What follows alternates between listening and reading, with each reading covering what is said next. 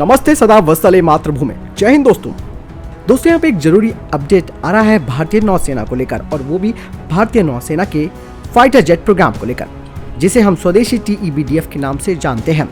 अब aeronautical development agency इसका wind tunnel test करने वाली है।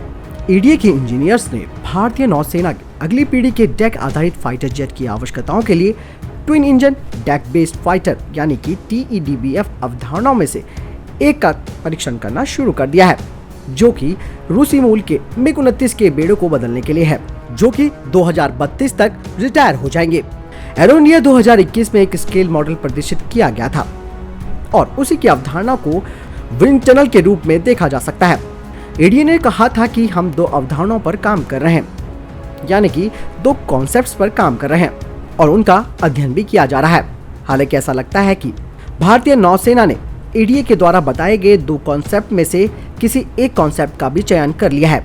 आमतौर पर विमान के लिए वर्चुअली डिजाइन को हाई परफॉर्मेंस वाले कंप्यूटरों की सहायता से डिजाइन और परीक्षण किया जाता है, जिसका इस्तेमाल अलग अलग विमानों के फीचर्स के साथ एरोडायनेमिक परफॉर्मेंस को कैलकुलेट करने के लिए किया जाता है।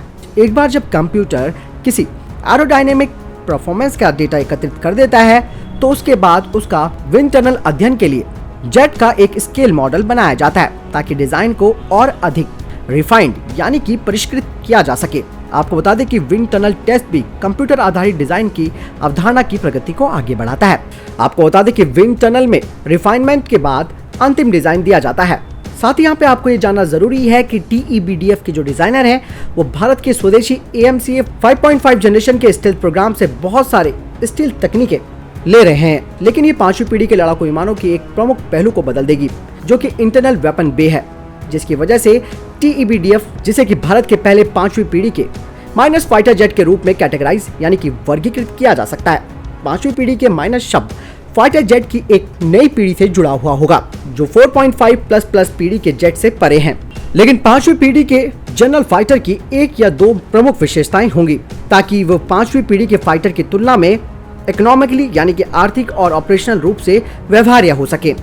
अमेरिकी वायुसेना के chief of staff general CQ brown ने फाइटर जेट के कैटेगराइजेशन में एक नए शब्द को पिच करने के लिए सबसे पहले एक नए जेट के विकास की वकालत की थी।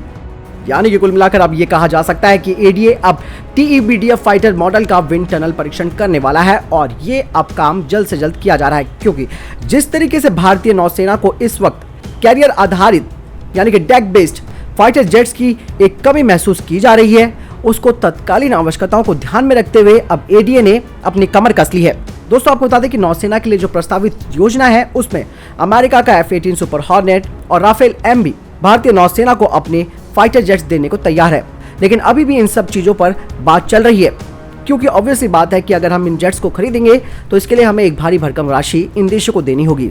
अगर वो राशि हम इनको देने की बजाय अपने प्रोग्राम पर लगाते हैं, तो ये कहीं ना कहीं हमारे खुद के प्रोग्राम को और आगे ले जाएगा। साथ ही इससे भारत की एक क्रेडिबिलिटी यहाँ पर यह बनेगी कि फ्यूचर में भारत अपने इन स्वदेशी फाइटर जेट्स को निर्यात भी कर सकेगा। दोस्तों, यहाँ पर एक बात और जो कही गई है वो ये है कि TEBDF के जो डिजाइनर्स हैं, वो AMCA 5.5 जनरेशन के स्टील्थ प्रोग्राम से कई सारी चीजें कलेक्ट कर रहे हैं, एकत्रित कर रहे हैं, ताकि उसे TEBDF प्रोग्राम में लगाया जा सके। वैसे दोस्तों, आपको क्या लगता है इस बारे में? आप मुझे कमेंट सेक्शन में लिखकर जरूर बताएं। बहरहाल इस वीडियो के लिए इतना ही। मिलता हूं नई वीडियो के साथ, तब तक के लिए जय हिंद, जय भारत।